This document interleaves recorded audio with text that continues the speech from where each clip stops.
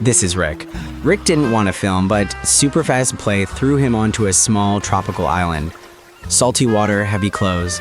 His head throbbed, ears rang. He sat under a palm, forcing even breaths. Confused, he knew he needed fresh water, shade, and a way to signal for help. Day 1.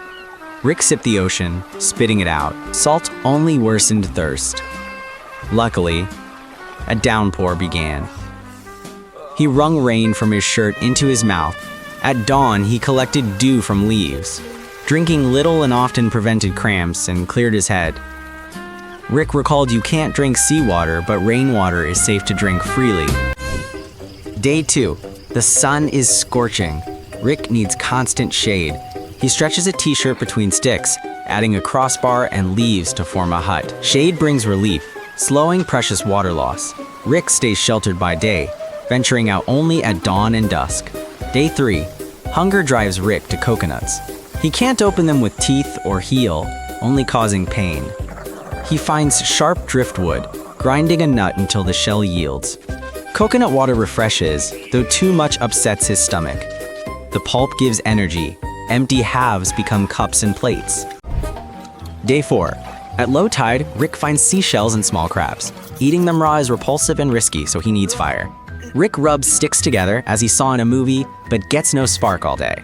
At night, disaster strikes. Crabs steal his food. The next day, he is hungry and angry. On day 5, a storm washes ashore a wet lighter. Rick dries it in the sun, clicks it 10 times, and finally, a spark. He builds a tiny fire, dry coconut fluff at the bottom, then light fibers, thin sticks, and finally branches. The flame slowly ignites. Smoke repels midges, and the heat offers comfort and a chance to cook. Rick gathers dry firewood and shields the fire from the wind with a huge leaf. Day 7. Fire makes cooking easier. Rick heats a flat stone on coals to fry shells. Crabs redden and open. Rick can't catch fish. He finds small fish in tide pools. He builds stone barriers to trap them. He hits the water with a stick. The fish float up. It's delicious cooked over fire. On day 9, Rick cut his foot on a shell. No first aid kit.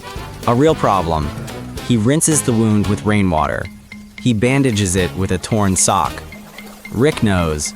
Clean means no festering. Dry means no pain. Day 12. Time to think about an SOS signal. First, Rick writes small letters on the sand. He steps back, but cannot see them himself. He returns and lays out a huge arrow from logs. Beside it, he spells help in large letters. He throws bundles of wet leaves onto the fire. Thick, gray smoke stands out against the sky and water. Maintaining the signal is not easy. It becomes Rick's main task. Day 18. Rick is going mad from the silence. He draws a face on a coconut. He places it next to him. Rick saw this in a movie and laughed at its silliness. Now he has made his own best friend this way. He jokes with it and sometimes argues, of course. How could he not? Day 25. Rick has lost weight and barely moves. His mohawk sticks up like a bush. Rick now has a large setup, a hut, a fire, and even a mini kitchen. He still misses with his spear while hunting and curses, but without panic now. Small daily successes add strength for the next day. Rick believes he will survive. Day 30, and a boat is finally visible on the horizon. Rick waves a t-shirt on a stick, jumps through the waves, and meets people. He leads them to his camp and shows his bark calendar with 30 marks. Funny, but it turns out Rick went missing only 3 days ago. Subscribe. It was hard for him,